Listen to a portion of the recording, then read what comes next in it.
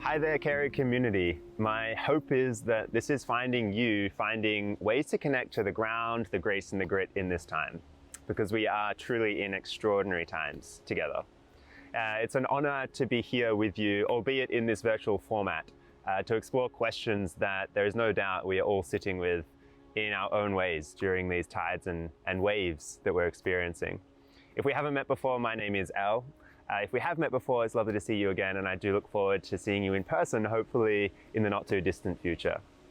So before we, I suppose, begin our time together, I'd like to firstly acknowledge the traditional owners of the land on which I'm with you from, the Wurundjeri people from the Kulin Nation, and pay my respects and our respects to the elders past, present, and emerging. In these times, of course, social solidarity and connecting with and finding new ways to connect with those who are around us and also those who came before us is incredibly important. So I'd just like to make sure that we begin with that in mind and in heart. So today I'd also like to invite us to really practice, I suppose, noticing distractions, or at least letting go of distractions for this time together, so that we can be as close as possible to me being there with you in person.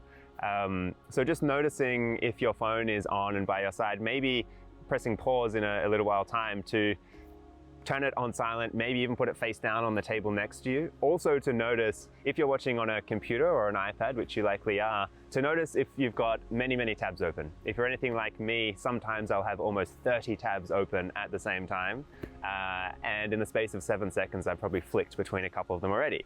And so just notice if you're like me in that way, and just give yourself permission to maybe close down a couple of windows and tabs and put that phone to the side, just so that we can really allow this next 20 minutes or so to be focused, to really be with what it is that we're about to explore. And so if you'd like to just quickly press pause and go ahead and make sure that you are as distraction-free as you possibly can be.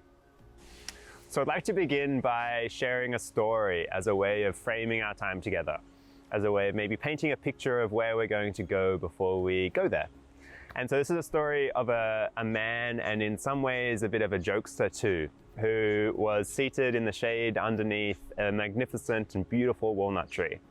And he noticed a vine growing on the ground beneath and below him with pumpkins on it. And he looked up at the tree and he saw these tiny walnuts, and he looked down and saw these massive swollen pumpkins. And he thought to himself how strange it is that God would give these tiny walnuts a magnificent tree when these massive, heavy and swollen pumpkins only have this tiny, dwindling vine. And just in that moment, a walnut went plunk and landed straight on his forehead. And so he rubbed his forehead, he picked up the walnut, and he looked up at the tree. And then he looked down at the vine and saw the pumpkin and said, "Wow, how wise you are, God, to not, essentially, put these big, heavy, swollen pumpkins on this magnificent tree." So this speaks to a kind of faith or a force much larger than ourselves that we can learn to connect to and learn to trust in. Something that helps us move beyond just hope or heartbreak and start to navigate these emotions with a little bit more grace. And so this is what we're going to explore today. How could we and how can we move beyond hope alone and heartbreak alone to a kind of faith in something beyond ourselves? And so this is going to be a kind of contemplation together. My preference is always just to be there in person, and it does feel a little bit funny to know that you can see me, but I cannot see you at all right now. And so I look forward to being in person together sometime soon. But for now, let's just work with what we've got. And so whilst I am going to be here sharing story and perspective with you, there are also going to be opportunities for reflection. So throughout our time together, I'll be inviting a kind of reflection, so it can be a little bit more of a dialogue between us. So let's get into it.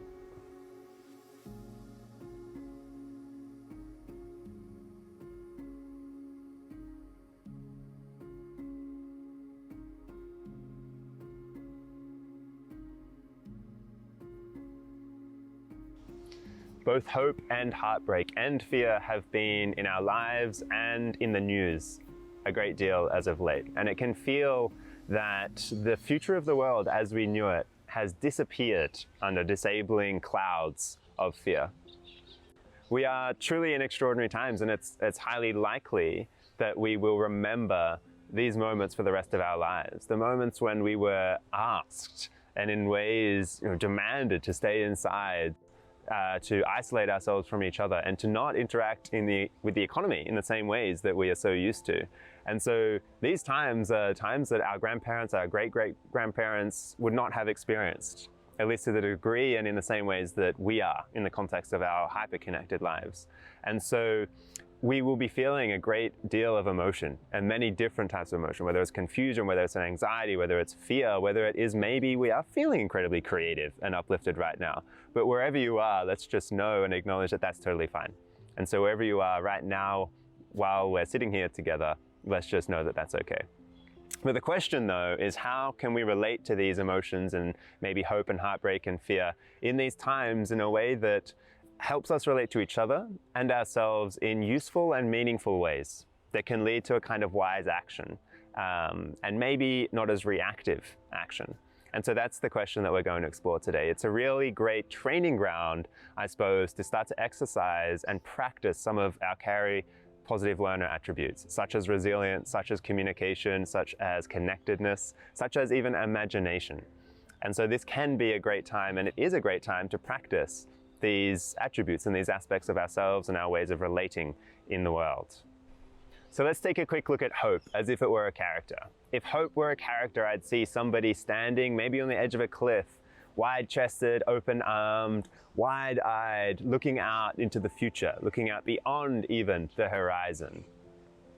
So 7 years ago when and this is a personal story of hope for me that maybe you can connect with in your own way, but 7 years ago when my nan was diagnosed with cancer and given 3 months to live, I stepped into that character of hope. So I made sure, and I really held the strong belief and the hope that Nan would be one of those stories that would come out the other side, not unscathed, but definitely still with us. And so I made it very clear and made it known to her that we're with her and we're going to make this through together. And I really held that strong kind of pole of hope within myself. Hope, when it is balanced, is kind of it opens us up to possibility. It opens us up to potential. It also helps rally us together and, I suppose, garner a community around a collective vision. But hope, when it isn't balanced, can become a kind of complacency. For me, hope when it's not balanced becomes maybe a magnet on the fridge that says that if I just get, or these affirmations on the fridge that says if I just get these special goggles and these swimming shorts, I'll be able to swim 10 kilometers next month. Or that I am happy every single day. These kind of false hopes in a sense. And sometimes these hopes might be born from the fear of heartbreak or the fear of hopelessness. And so in the fear of heartbreak, I kind of conflate these false hopes to give me a sense that it's going to be okay. But in that state and in these conflated senses of hope, I find it hard to connect with people who are maybe in a state of heartbreak. And so I found it hard to be there fully for my family when they were in a state of the unknown and the uncertainty around my nan's life. We've been taught that dreaming of a world is the necessary first step to creating a better world. And that is very much true. But hope, when it isn't balanced, can lead to a sense of complacency, of kind of falling into that imagination that if I just hope and just have enough faith, then all will be okay. And as I shared before, just living in that kind of imaginary hope or that false sense of hope means that I'm in some way distant and a little bit disconnected from those around me who may be experiencing things other than hope or a kind of imagination of a future. And so let's take a moment to reflect for a while. Let's take a moment to bring this a little bit closer to home for you. So in a moment, there'll be a couple of reflection questions that come up on the screen, and feel free to pause the video and to take a moment to reflect to yourself, either just to yourself, either in a journal, or maybe if you're with others to have a quick conversation about it and take as long as you like. But the things to reflect on are really When have there been times where hope has opened you up? Where hope has led to a sense of positive action or wise action, or has led to a sense of being connected to those around you and rallying together towards a cause? So when has hope opened you? But then also, when has hope closed you? When has it led to a sense of complacency, of inaction, of not being able to connect to those around you who might need us more than ever? So when has hope opened you, and when has hope closed you in a way? When has it led to action? When has it led to inaction? So just 2 quick points of reflection. Of course, there is no right or wrong in any of these reflections. We're just exercising a kind of imagination and self-reflection. So just feel free to pause if now is the time and take a moment to reflect for yourself.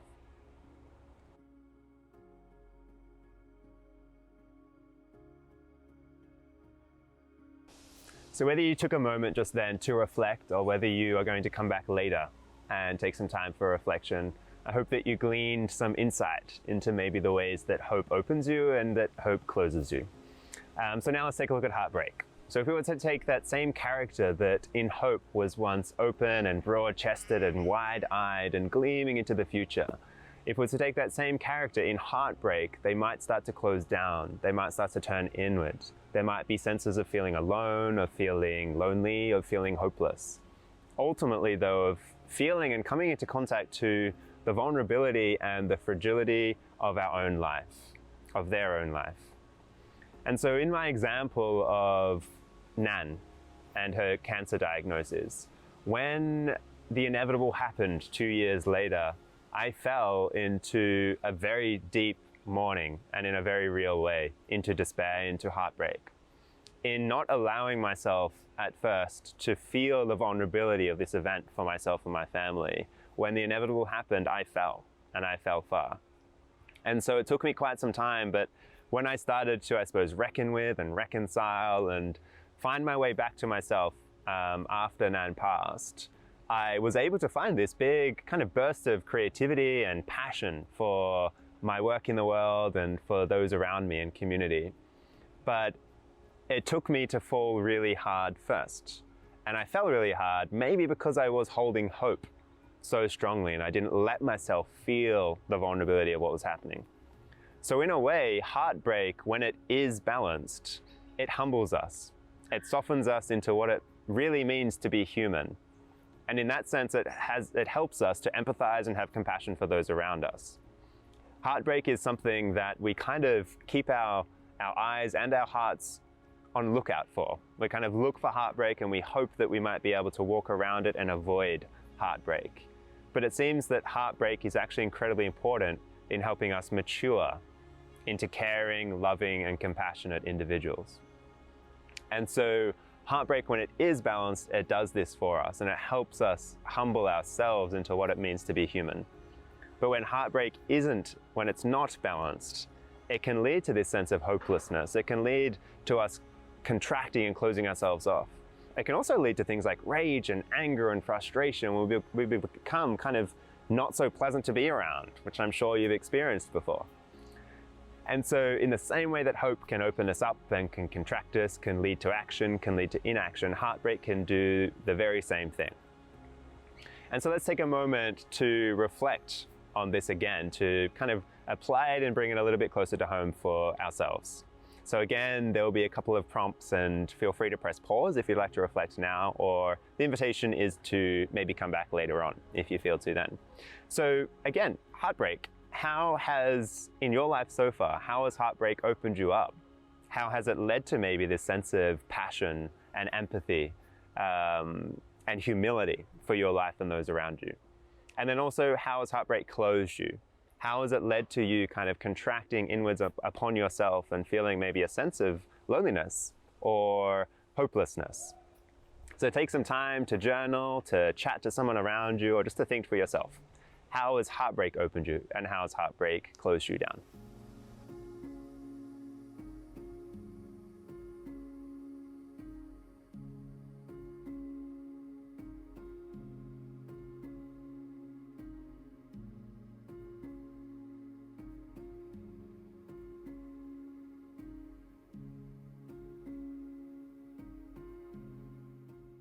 Great. So again, whether you took some time to reflect just now or whether you're going to come back later, and if you didn't reflect now, then I do hope that you do come back. It is a very useful, I suppose, invitation to reflect on something that will carry with us for the rest of our lives. So now that we've looked at both hope alone and how it is really useful to feel hope in its entirety, and we've looked at heartbreak alone and how it is also really useful to feel it in its entirety, let's start to integrate both of them. Let's start to talk about how we can hold both hope and heartbreak and navigate them with a little bit more grace.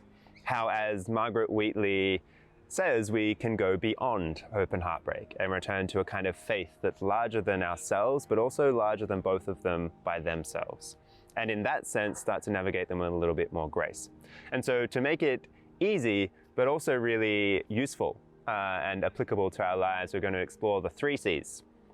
First is compassion, next is curiosity, and next is courage. Compassion is to understand that this itself is not our fault. To feel at ease amidst upheaval and change requires us to encounter a kind of groundlessness, and that is to say, a kind of understanding that all things change. You've probably heard the truism and the fact that the only constant is change itself, and our life is made up of change, all at different rates and scales. Our life kind of has this tidal or this seasonal kind of nature about it. The things that we enjoy will go, and also the things that aren't so pleasant will also go. And heartbreak is really a matter of the people and the things that we care for so deeply, the fact that we actually don't have any control over them. And it's the fact that we care for them so deeply and don't have control over them that is heartbreaking.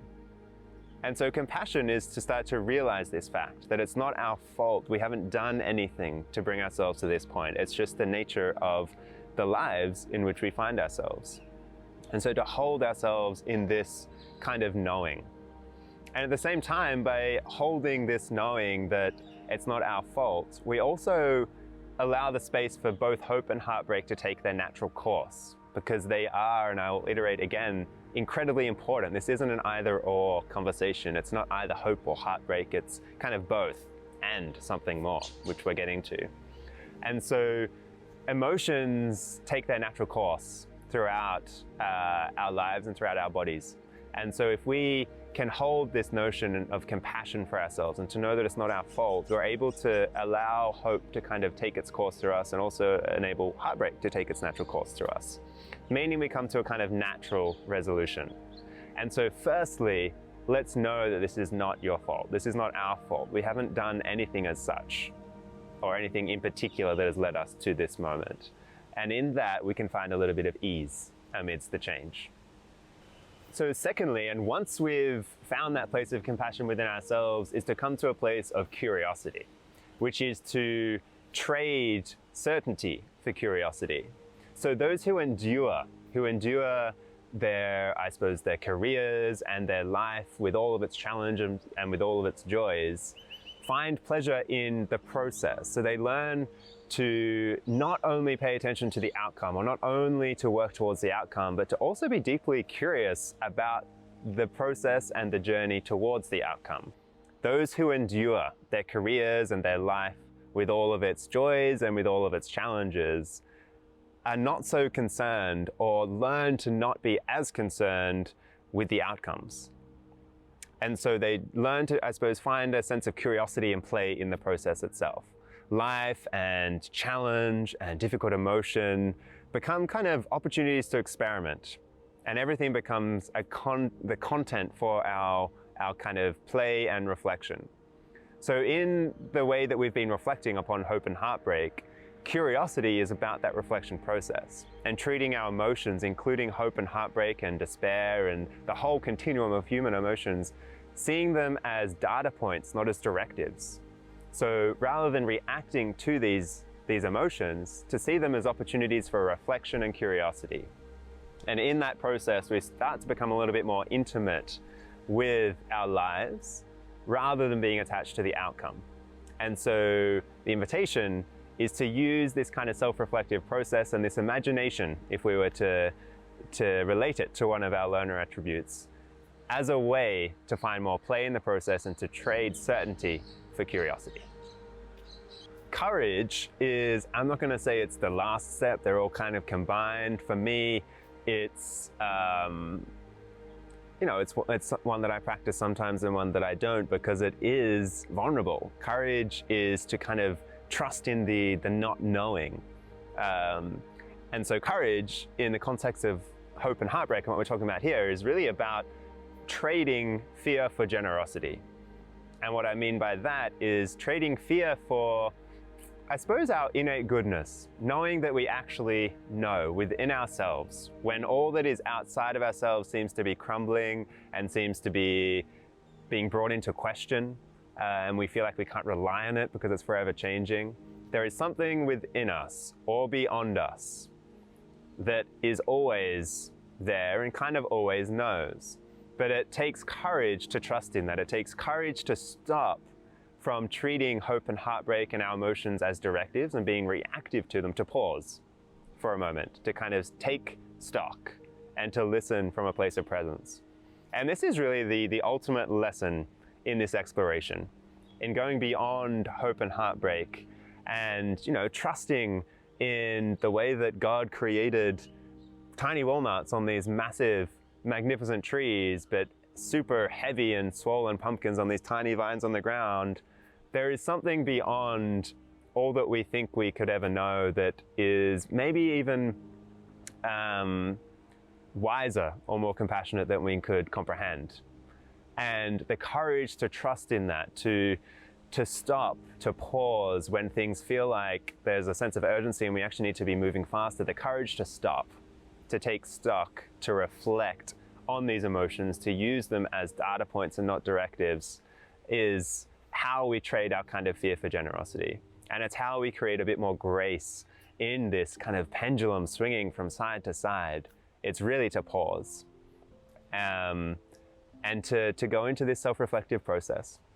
And so courage is really about trading fear for generosity. And in times of urgency, having that courage to stop, and in recognizing that kind of innate goodness within ourselves, recognizing that we can stop and start to reflect rather than react. As we start to bring all of this together, I have an invitation for us, me included. We're in this together.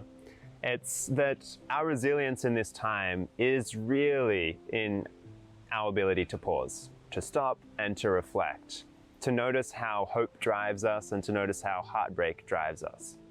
And in that beautiful space between them, to reach this point of clarity and kind of discernment as well before taking action. So it really is a kind of attention, and a kind attention, this practice.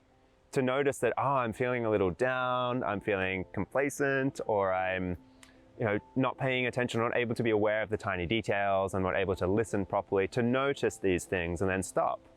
And maybe go through that self-reflective process. Am I feeling a little bit, in a state of fear?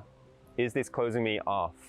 And how might I move through this with a little bit more grace, or at least just name it with those around me? And so it's this questioning and self-reflective process that is itself the practice that is going to help us be resilient in this time. We start to build comfort in curiosity and a sense of compassion in the groundlessness and the ever-changing nature of our lives. This is our resilience. We also start to find new ways to be together, to connect with both hope and heartbreak, which will be a meeting place that forges incredibly strong and resilient connections and relationships. We don't need specific outcomes, we don't need just hope, and we also don't need to avoid heartbreak. What we do need is each other more than ever. It's been an absolute pleasure to spend this time with you, albeit in this virtual way, and I do hope that I will be able to see you in person sometime soon. I suppose my hope for us moving forward is that we all will be able to find the compassion within ourselves to hold this time. We'll all be able to have the curiosity to acknowledge these emotions as they show up and to be curious about how they're driving us to connect in new ways or how they're shutting us down. and to have the courage to trust in something that is larger than ourselves. And most of all, to live deeply, to live intimately, and to live led by curiosity. So thank you, and I look forward to seeing you soon.